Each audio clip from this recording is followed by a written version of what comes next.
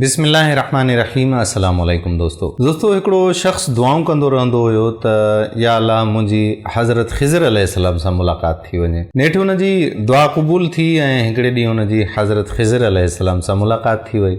हज़रत ख़िज़र अलैहिस्सलाम खे हुन शख़्स अर्ज़ु रखियो त तव्हां मुंहिंजे लाइ दुआ घुरो त मुंहिंजूं जेकी बि परेशानियूं आहिनि उहे ख़तमु थी वञनि, मूंखे दुनिया में राहत नसीब थिए ऐं बेफ़िक्र थी वञा मां तमामु शयुनि खां। हज़रत ख़िज़र अलैहिस्सलाम फ़रमायो त ईअं बिल्कुलु बि कोन थो थी सघे, छो त दुनियादार खे राहत ऐं फ़रहत ऐं इत्मीनान नसीब नथो थी सघे। इन जे करे तूं अहिड़ी दुआ जी तलब न कर। उन शख़्स जो बहरहाल इसरार रहियो त न साईं मुंहिंजे लाइ तव्हां दुआ करियो।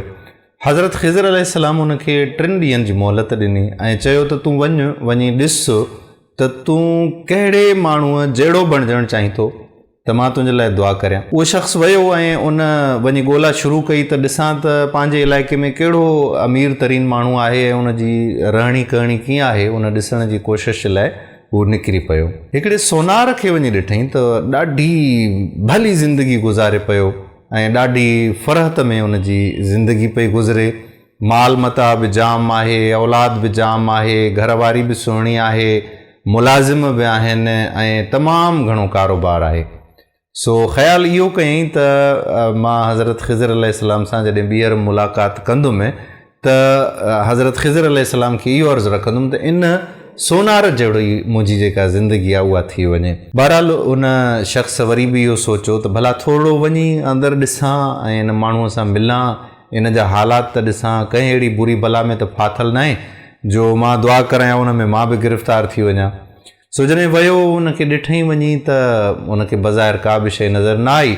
आख़िरकार उन सोनार सां वञी मिलियो।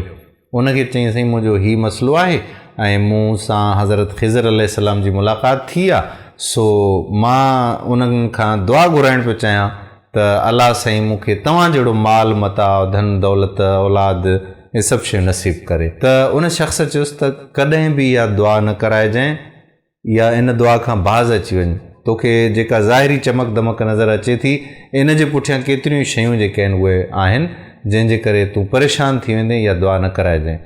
सो उहो शख़्स हैरान थी वियो, शायदि साड़ थो करे अलाए छा। चईंसि त छा मामिलो आहे, मूंखे खोले सम्झायो। उन सोनारे उनखे शख़्स खे ॿुधायो त थियो कुझु ईअं जो मुंहिंजी घरवारी बीमार थी पई ऐं एतिरी बीमार थी पई जो बिल्कुलु मरण जे क़रीब अचे पहुती।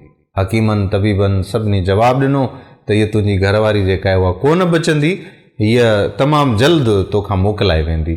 सो मां पंहिंजी घरवारीअ सां गॾु वेठो हुयुसि, मां ॾाढो रोआं पियो ऐं मुंहिंजो घरवारी सां मुंहिंजी सां एॾी मोहबत आहे, सो मां ॾाढो रोआं पियो ऐं उन रोइण जे करे मुंहिंजी घरवारी मूंखे ख़ामोशीअ सां ॾिसे पई।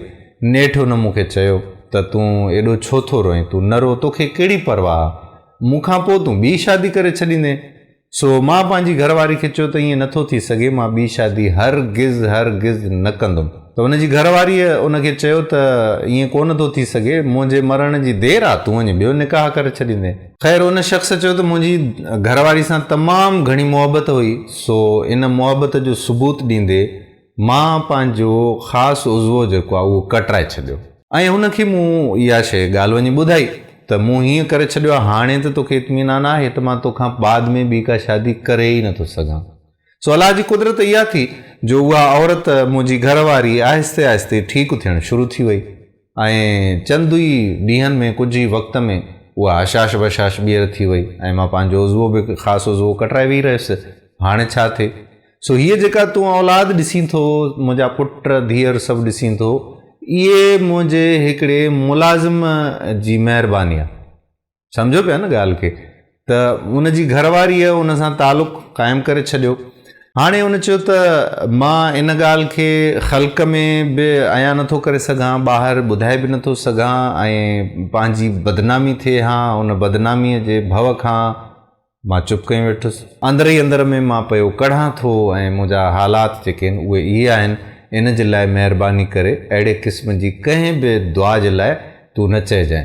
सो उहो शख़्स जॾहिं ॿीहर हज़रत ख़िज़र अलैहिस्सलाम सां मिलियो त उन्हनि खां माफ़ी वरितईं ऐं उन्हनि खे चईं त साईं मुंहिंजे लाइ इहा दुआ कयो त बसि अलाह ताला मूंखे पंहिंजी मोहबत अता करे, मूंखे पंहिंजो इश्क़ अता करे, मूंखे सजदो अता करे ऐं मूंखे दुनियादारी खां बसि मालिक परे रखे। सो दोस्तो, ज़ाहिरी चमक दमक ॾिसी तव्हां इहो न सम्झंदा करियो त हीउ शख़्स कामयाबु आहे, हिन शख़्स जी ज़िंदगी में को बि मसइलो न आहे, हू त असां खां सुठो आहे, हीउ त असां खां भलो आहे। कोई बि भलो न हूंदो आहे। हर माण्हू वटि जीअं तव्हां वटि मसइला आहिनि, ईअं उन्हनि वटि बि मसइला हूंदा आहिनि। सो उन्हनि मसइलनि खां बचण जे लाइ सभ खां वधीक बहितर इहो ई आहे त रब पाक खां पंहिंजी इंसान सिहत घुरे, दौलत न घुरे। जेको असांजे नसीब में आहे उहो असांखे ज़रूरु मिलंदो। इंसान ईमान घुरे, ईमान जी सलामती घुरे। उमेदु आहे त तव्हांखे असांजी अॼोकी वीडियो बि पसंदि आई हूंदी ऐं पंहिंजे दोस्तनि सां इनखे शेयर बि ज़रूरु कंदो। ॿी वीडियो में अव्हां सां वरी मुलाक़ात थींदी। उन वक़्त ताईं पंहिंजे मेज़बान क़ादिर बख़्श कल्होड़े खे इजाज़त ॾियो। अल्लाह निगहबान।